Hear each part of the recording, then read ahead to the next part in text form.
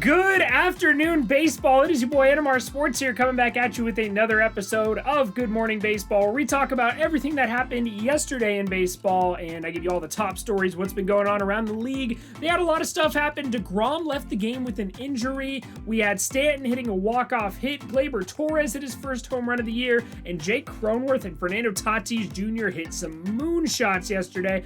If you do enjoy this baseball content, be sure to hit that subscribe button down below and leave a like on this video. It helps me reach more baseball fans, and that is the goal of this channel. Let's try to get to 1,000 subscribers by the end of the baseball season. I really appreciate you guys. I do have my giveaway announcement coming up soon this week for you guys. I have my house tour vlog going up, my Universal Studios vlog going up, as well as a few MLB The Show gameplay videos sprinkled throughout. I'm going to be out of town starting tomorrow morning. I'm going over to Seattle, so we're actually going to be at a Mariners-Indians game later on in the week, so I'll be posting some of that on my Twitter and Instagram if you want to see some of that, and then I'll probably have a vlog for you guys sometime next week. So this is going to be the last episode of Good Morning Baseball until probably next Friday, maybe Saturday. We'll have to see. I'll keep you guys updated. But anyways, that's enough about what's going on here. Let's talk about what went down in baseball yesterday and start talking about these games. Now let's talk about the best team in baseball real quick. And is it okay to say that is the Boston Red Sox at this point?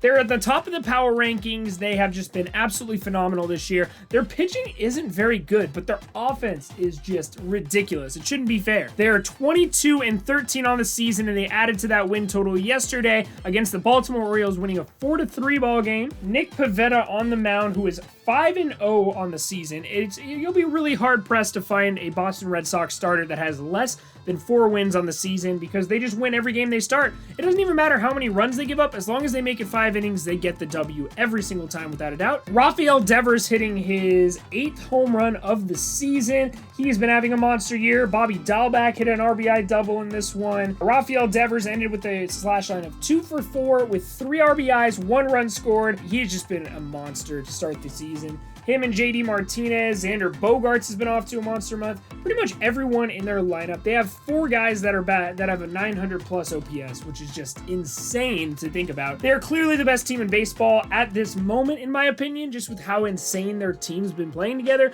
And they're just really good at winning ball games. They're not always the prettiest ball games. They're not going to, have their starter go 9 innings, no hits, 11 strikeouts.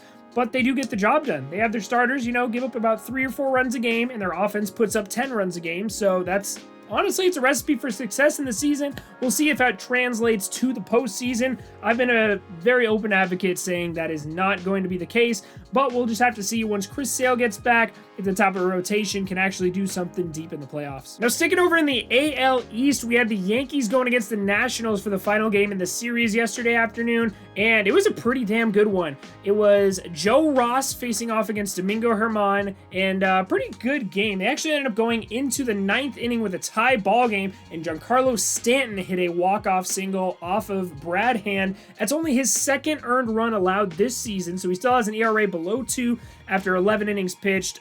He's been amazing to start the year, but he did unfortunately blow it last night. Giancarlo Stanton is one of the hottest hitters in baseball right now. After a very quiet start to the season, he has been absolutely lights out so far the last few weeks. And Gleyber Torres, a guy who's known for his power, had not had a home run the entire season until yesterday. He finally hit his first of the season off Joe Ross. So good for Gleyber getting on the board there. He's known for his power, so it's kind of interesting that he had to wait this long before he hit his first one, but I'm glad he's on the board. Yankees fans are probably very excited about that. Kyle Schwarber also hit a game-tying home run in the 7th inning in this one, so the Nationals didn't look too bad either, but it was just a hard-fought battle to the end, and the Yankees ended up on top after Brad Hand unfortunately blows his first save of the season. He has a record of 2-1 on the year now. Now, Aroldis Chapman got the win in that Yankees game, and when I think of Aroldis Chapman, there's another guy who comes to mind, and that is Mike Brasso. Michael Brasso, when you think of Mike Brasso, there's certain combinations that just go well in life. Peanut butter and chocolate, peanut butter and jelly. I'm sure there's other things that aren't peanut butter related,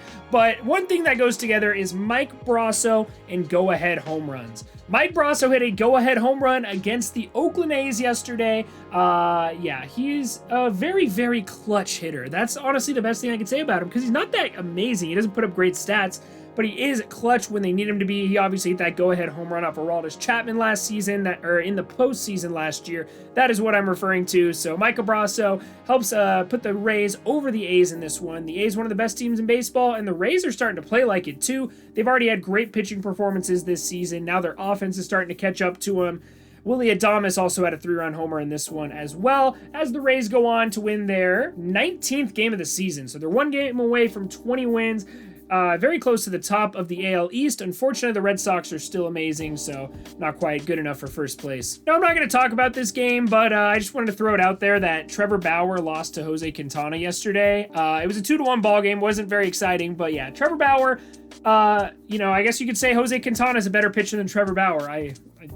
The facts are just right in front of you. You got to say it. Now, Trevor Bauer, I just brought up, he was an offseason signing by a team. Let's talk about another offseason acquisition by a team, and that is Nolan Arenado hitting his first home run off of his former team, the Colorado Rockies, and they would go on to win this game on an Adam Wainwright dominant start. Now, Adam Wainwright, he was one of the best pitchers in baseball. I believe he started an all-star game a few years back. He's been one of the better pitchers in all of baseball for a few years. He is getting up there in years. He is 39 years old, and he's honestly given me some Justin Verlander vibes right now. He pitched 8 1/3 yesterday, didn't quite get the shutout, but he was pitching extremely well in this one, and he's honestly had a few very good games this season. I believe he has pitched a shutout this season. Correct me if I'm wrong in the comments section, but he's kind of giving me those Justin Verlander vibes. Everybody knows that Justin Verlander was one of the most dominant, best pitchers in baseball. Then he had a few years where you thought he just kind of lost it. He was done, he aged out of him being good. Then he came back, and I think last year he was 39 years old as well, and until he had to go on the injured list for Tommy John surgery, he's been absolutely dominant. Max Scherzer's another guy who's up there in years, and he's been dominant. So Adam Wainwright looks like he's coming back into that form and kind of having a resurgence late in his career right now. Very good offseason signing for the Cardinals right now. They're looking like geniuses. I don't know if Adam Wainwright would have even left them. I think that was the only team he wanted to go to, but still, very, very good move for the Cardinals this offseason. And another one was Yadier Molina. He's been doing very well this season as well. He actually went 2 for 4 in this one with an RBI. So Yadier Molina and Adam Wainwright, they didn't seem like big moves this offseason, but they've both been contributing a lot. Yadier Molina is actually batting .329 this season with a .997 OPS, so almost an OPS over 1,000. He's been playing like one of the best catchers in baseball, and Adam Wainwright has been one of the top pitchers in baseball. So anyways, the Cardinals would go on to win this one by a score of 2-0. Adam Wainwright getting the W, obviously. Unfortunately, didn't make it those 9 innings, but it's still a dominant start nonetheless. He ended up striking out 5 in this one, 3 walks, 3 hits, 0 earned runs, so pretty good start for him. Didn't really have the strikeout numbers going for him, but still a very, very good pitching performance there against a pretty good offense in the Rockies. Now, speaking of dominant pitching performances, my boy Dane Dunning, one of my favorite pitchers in baseball. I'm ready to start selling tickets to the Dane Dunning fan club because he is so fun to watch. I told you guys the Lance Lynn deal was a good one to make for the Rangers this offseason, and I was right. Lance Lynn's still a dominant pitcher, still really good, but what is an older dominant pitcher going to do for a team like the Rangers, who aren't really expecting to compete this year, when Dane Dunning is a young stud pitcher who already has 39 strikeouts on the year in 33 1/3 innings pitched? He's been absolutely dominant. Even the start against my Angels, where he gave up 4 earned runs, he was still dominant in that start. He just had a bad first inning. So Dane Dunning, one of my favorite players in baseball, super cool guy too. I've just been a big fan of this guy ever since that trade happened. I think it was a great move for the Rangers, and it's working out for the White Sox too, because Lance Lynn's pitching for him. That's just honestly the perfect trade, like chef's kiss. If you could just draw up a trade and have it work out for both sides, that is exactly what that Dane Dunning trade did. And another young stud for the Rangers is Adolis Garcia. I still don't know how to pronounce his name, but this man is honestly, I don't want to call him an MVP candidate yet, but he's that caliber of player, kind of like a Josh Donaldson, where he's very, very good, but he's not necessarily going to be an MVP candidate every year. Adolis Garcia, man, he just hit his 9th home run of the season last night, and he has just been going off. He ended up going 3 for 4 in this one with 5 RBIs in his 9th home run of the season. Just been absolutely dominant this year. He is batting .297 with a .943 OPS, the best hitter on the Rangers. And I don't know, man, very, very good pickup for the Rangers there. We weren't even talking about this guy going into the year, but he has been so good for them. I can't ignore it anymore.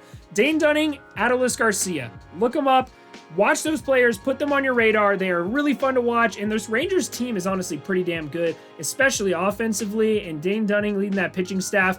Their pitching staff's doing pretty well as well. Now, they would go on to beat the Seattle Mariners 10-2 in this one, so that offense was high-powered with those 5 RBIs from Adolis, and then, yeah, the Mariners just didn't score any runs in this one.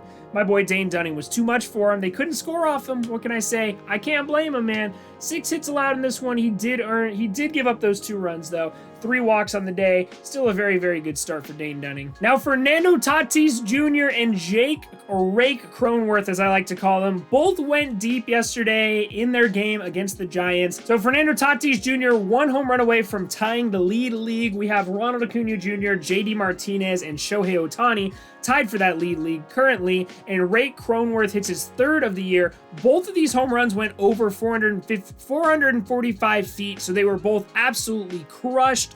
The Padres offense looking pretty good yesterday against Johnny Cueto and a pretty good Giants team. The final ended up being 11-1. They put up 11 runs on 16 hits. I will say the Giants do not hit with runners in scoring position, as they put up 8 hits, only scoring 1 run in this one. So not a great game for the Giants. Johnny Cueto had a pretty mediocre start, allowing 8 hits and 5 earned runs in 3 innings pitched. He's been pretty good to start the season, but that was obviously his worst start of the year.